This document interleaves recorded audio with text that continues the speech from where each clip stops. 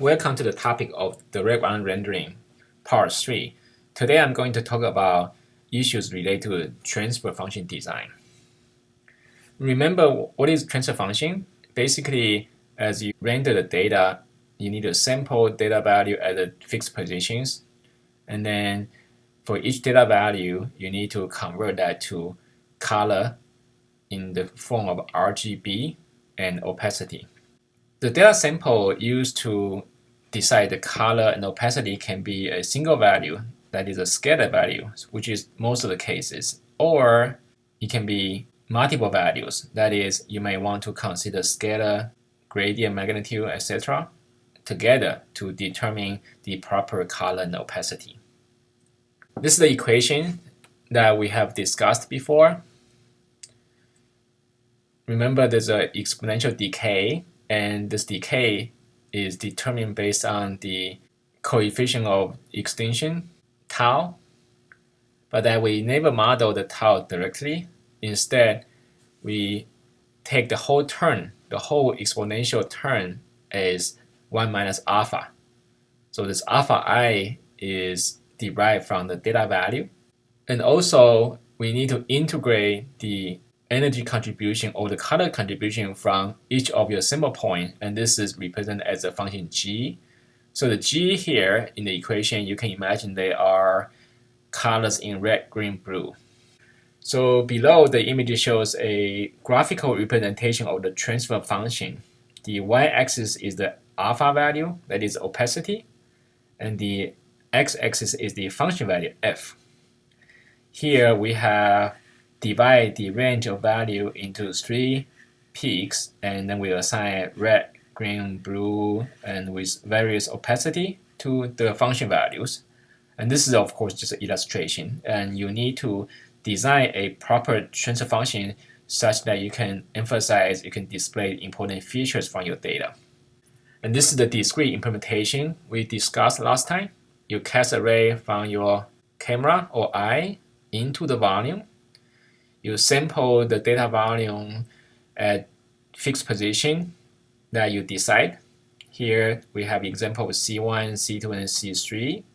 And you start to blend those colors together, considering both the color and opacity. And you can use back to front compositing formula as shown in this slide. So essentially, C1 is behind your starting color black, so we use C1 under the background, and C2 is behind C1, and the C3 is behind C2. And we have this equation inside this red box.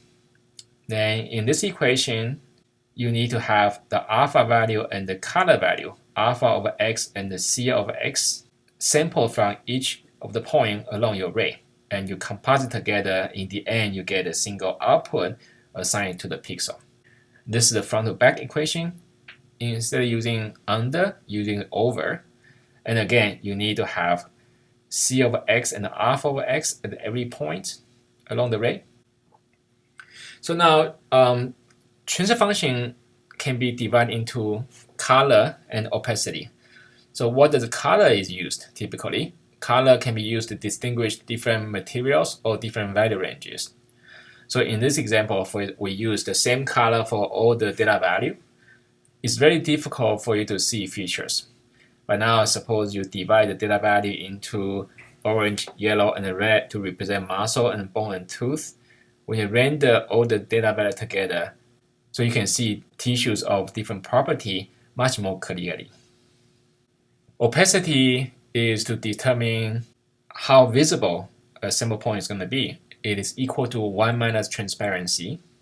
When you show multiple materials in the volume to the final image, it will give you a better context in terms of the features that you're interested in and also the surrounding. Here, I'm rendering the same medical head data, and because the muscle is outside of your bone structure, if I assume the muscle value here a very high opacity, then this is what you can see. But if your goal is to see the bone is going to be occluded by the muscle. So what can you do is you reduce the opacity of the muscle. You reduce down to a much lower level. So the muscle now become less opaque, in other words, more transparent. Then it allows you to see through the volume data.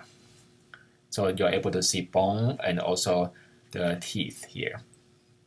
So you can see if you're not using a proper transfer function, a lot of time the feature that interests you is going to be hidden. So let's talk about the goal of a transfer function design. Essentially, when you perform volume rendering, you need to provide a good transfer function so that you can emphasize more important structures and also de-emphasize regions, structures that you don't care much. What is the main challenge for transfer function design? A lot of time to provide a good transfer function, you need to know your data. You need to know what structure you're trying to extract and what features are existing in the data. However, a lot of times the reason we do visualization is because we want to know more about the data. So the challenge is that if you don't know the data, how do you know what a good transfer function is going to be? And furthermore, suppose you can modify your transfer function by hand, you are going to realize oftentimes a small difference in the input transfer function can produce very different output images. This makes the manual adjustment of the transfer function very tedious and very easy for you to make mistake. And for more complex feature that does not involve just a single particular value range, it is not always easy to display the feature. So in order to have a good transfer function used for your volume rendering algorithm, we need to have good strategies, user interface, and method to analyze the data in order to assist users to find a transfer function that can be the best for your data. And as you can imagine, for a given data value, you can map to different color and opacity. That is, you have a lot of possibilities to choose a transfer function in an immense search space. Now let's look at some common strategy for designing a transfer function. So first of all, we can design a transfer function by trial and error. This is still the most common method that people use. Essentially, you use a graphical user interface, or GUI, to manually control the mapping between the data values and the color and opacities.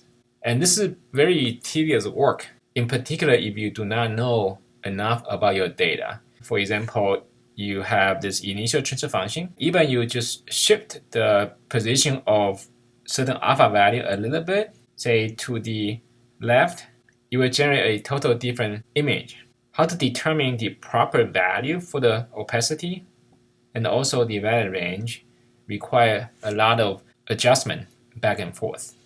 Although this is tedious, but for a lot of times, this gives you the most direct control. So if you are using parallel view, when you turn on the volume display, you are provided with a graphical user interface so that you can control the color and opacity. In the image here, in this color bar, you can map data value to different colors, and then you drag this curve up and down to determine the opacity. I encourage you to give a try using parallel view just to see how a good transfer function can be determined. So the next method is to use histograms. So basically, histogram will tell you the frequency of data points in each of the predetermined value ranges. On the right-hand side is an example of histogram. What you can do, you can divide this data value range into different portions and assign different colors to each of the range. This is useful when different features in the dataset have different values.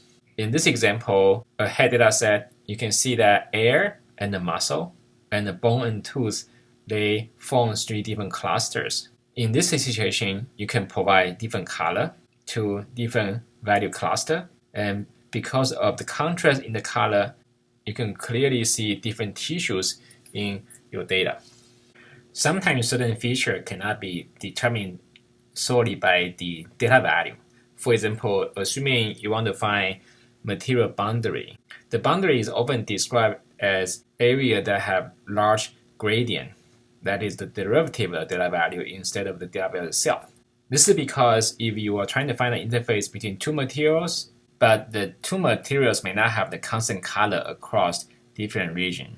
So if you solely based on the data value, you may not be able to extract the complete boundary.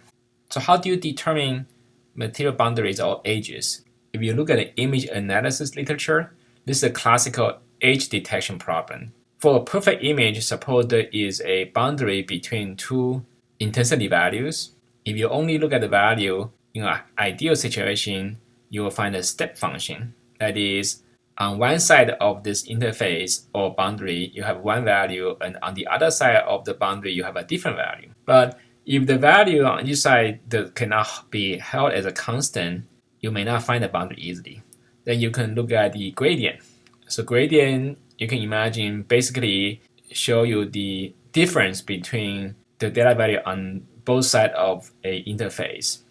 So assuming the interface does exist, that there is a clear edge or boundary, then you can imagine the interface is going to give you the largest value. So in the image here, this is so-called f prime. And also, if you continue to perform derivative for the gradient, and you are going to get the second derivatives, you are going to have a zero crossing. So this is known to people in the image analysis area. So if you draw a line as shown here, and you plot the data value, the derivative, the second derivative, you will be able to see these curves in f, f prime, and f double prime. And this gives you the ideal situation. In one of the papers written by Gordon Kindelman in 1998, and later by Joe Nielsen, Kindelman, and Charles Hanson in 2001, they proposed a method basically try to plot the data value and the gradient in a xy plane. Here, each voxel is a point, and based on the data value and the first derivative of the voxel, you draw a point in this 2D space. Now, the color intensity shows the frequency of the voxel that have particular data value and the derivatives. In this example, darker means higher frequency, that is, more voxel falls into that value and f prime pair.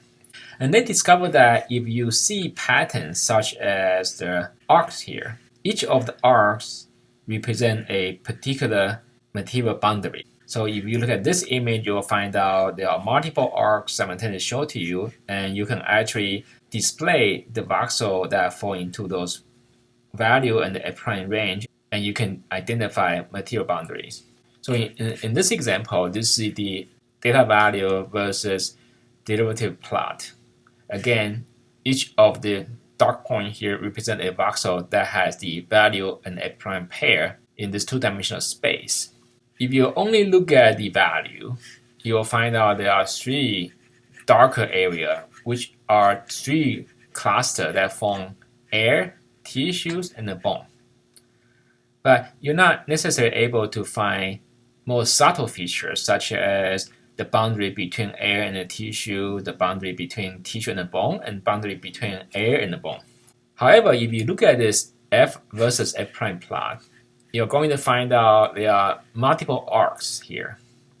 And I label those arcs using the alphabets from A to F. And based on Gordon Kindelman and Jones' finding, they say each of the arcs here corresponding to a particular material boundary. For example, the arc D here is a boundary between air and the tissue. The arc E here is a boundary between tissue and the bone. And finally, the arc F here is the boundary between air and the bone. And this is a very effective way to have an overview of your data points and to identify whether any clear material boundary exists in your data. And finally, you can link the data versus derivative plot with your actual volume rendering output. This image shows that you can add a few graphical user interface. For example, you can move a slicer tool here, which is a square frame. You can move the square in space, and it will only show you the slice from the volume data. And also, assuming you want to know where the f and prime pair corresponding to a data point in space, you can have a data probe. You can point to a location correspond to a voxel, and then highlight the location of this f prime points in this data space. So a good transfer function requires this user interface allow flexible interaction of the data and then also quick feedback in the resulting image. So this concludes my overview of transfer function design for volume rendering. And here I list 3 papers that are related to the lecture here. First paper here is the classical paper talking about some issues in volume classification. And the second paper is the paper that discusses the plot of f and f prime and the existence of arcs show that there are material boundaries. This is written by Kinnaman and Durkin. And finally, the last paper by Nis, Kinnaman, and Hanson focused on graphical user interface.